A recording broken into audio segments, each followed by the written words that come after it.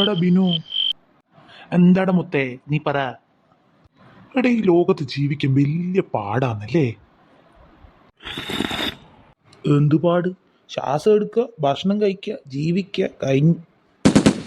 അതല്ലടാ പൊട്ട, നീ ആലോചിച്ച് നോക്ക്. നമുക്ക് ജീവിക്കണമെങ്കിൽ പൈസ വേണം, പൈസ വേണമെങ്കിലോ പണി വേണം. എന്നാ ഇത്ര ആലോചിക്കേ, അതങ്ങനെ തന്നെയല്ലേ? അതാ പ്രശ്നം. പണിയെടുക്കണമെങ്കിൽ എക്സ്പീരിയൻസ് വേണം, എക്സ്പീരിയൻസ് വേണമെങ്കിലോ ആദ്യം ആരെങ്കിലും നമുക്ക് പണി തരണം, പണി തരാനാണെങ്കിൽ എക്സ്പീരിയൻസ് വേണം താനും. അപ്പൊ പിന്നെ പണിയില്ലാണ്ട് എങ്ങനെയാ നമുക്ക് എക്സ്പീരിയൻസ് ഉണ്ടാകുക?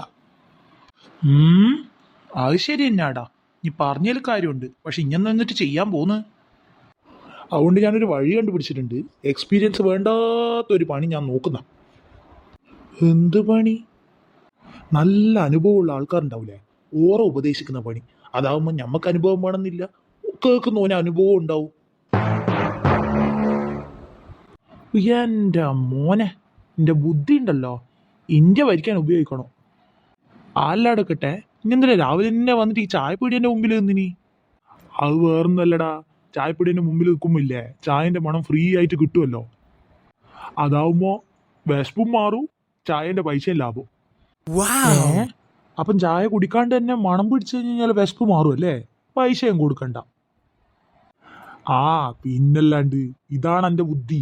നമ്മൾ പൈസയും കൊടുക്കണ്ട, ചായ കുടിച്ച് വയറും കേടാക്കണ്ട. ഇതൊന്നാടെ ഇനി പൈസ എടുത്ത് കുലുക്കുന്ന ചായപ്പൊടിക്കാരന് കൊടുക്കുന്നില്ലേ? ഇല്ലടാ, ഇനി ചായ കുടിക്കാണ്ട് മണം മാത്രം എടുത്ത് വിശപ്പ് മാറ്റിയില്ലേ. അതുപോലെ തന്നെ ഈ പീഡിയക്കാരൻ പൈസന്റെ സൗണ്ട് മാത്രം കേട്ടിട്ട് സംതൃപ്തി അണഞ്ഞോട്ടെ. ഞാൻ വണ്ടി എടുത്തിട്ട് വരുന്നു, ഇനി എടുക്ക്. അന്നേരം ചായന്റെ പൈസേന്റെ ഒച്ച അയാൾ കേട്ടിനല്ലപ്പാ, പിന്നെ ഇനി മണക്കുകയും ചെയ്ത്. അപ്പൊ അയാൾ കേട്ട് ഇനി മണത്ത് കണക്ക് തുല്യായില്ലേ. പച്ചോനെ, അനക്ക് ചായ കിട്ടുകയും ചെയ്തില്ല, അയാൾ ആളെ കൂട്ടി ഒന്ന് അടിക്കുകയും ചെയ്യൂ ഇപ്പോ.